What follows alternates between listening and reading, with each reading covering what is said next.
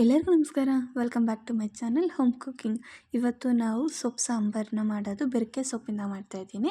4ರಿಂದ 5 ಸೊಪ್ಪನ್ನ ಉಪಯೋಗಿಸಿ ಕೂಡ ಮಾಡ್ಬೋದು, ಇಲ್ಲ ನೀವು ಒಂದೇ ಸೊಪ್ಪಲ್ಲಿ ಕೂಡ ಮಾಡ್ಬೋದು. ಬಂದ್ಬಿಟ್ಟು ಮುದ್ದೆ, ಅನ್ನ, ಚಪಾತಿ, ದೋಸೆ ಎಲ್ಲದಕ್ಕೂ ಸೂಟ್ ಆಗುತ್ತೆ. ಹೇಗೆ ಮಾಡೋದು ಅಂತ ನೋಡೋಣ. ಮೊದಲಿಗೆ ನಾನು ಇಲ್ಲಿ ಸೊಪ್ಪನ್ನ ತೊಗೊಂಡಿದ್ದೀನಿ.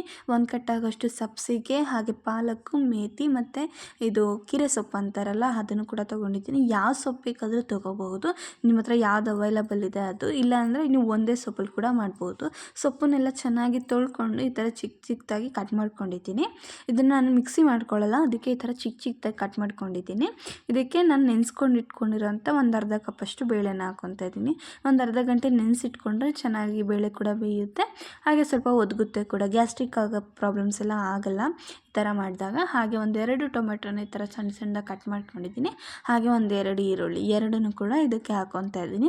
ಒಂದೇ ಸತಿ ಹಾಕ್ಬಿಡ್ಬೋದು, ಅಡುಗೆ ಮಾಡೋಕ್ಕೆ ಬರೋಷ್ಟು ಹಸಿಮೆಣಸಿನ್ಕಾಯಿ ಕೂಡ ಹಾಕ್ಕೊತಾ ಇದ್ದೀನಿ.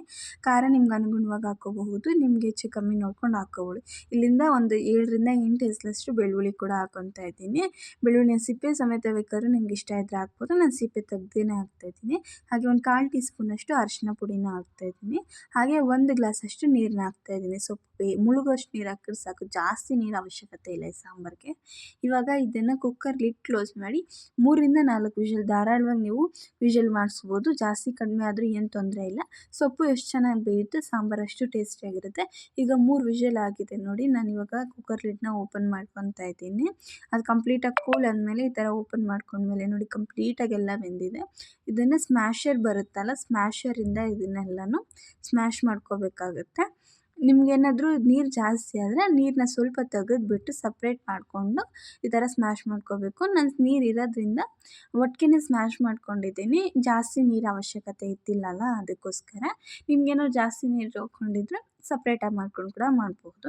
ಇವಾಗ ಇದಕ್ಕೆ ರುಚಿಗೆ ತಕ್ಕಷ್ಟು ಉಪ್ಪನ್ನ ಹಾಕ್ಕೊಂಡು ಒಂದು ಕುದಿ ಕುದಿಸ್ಕೊತಾ ಇದ್ದೀವಿ.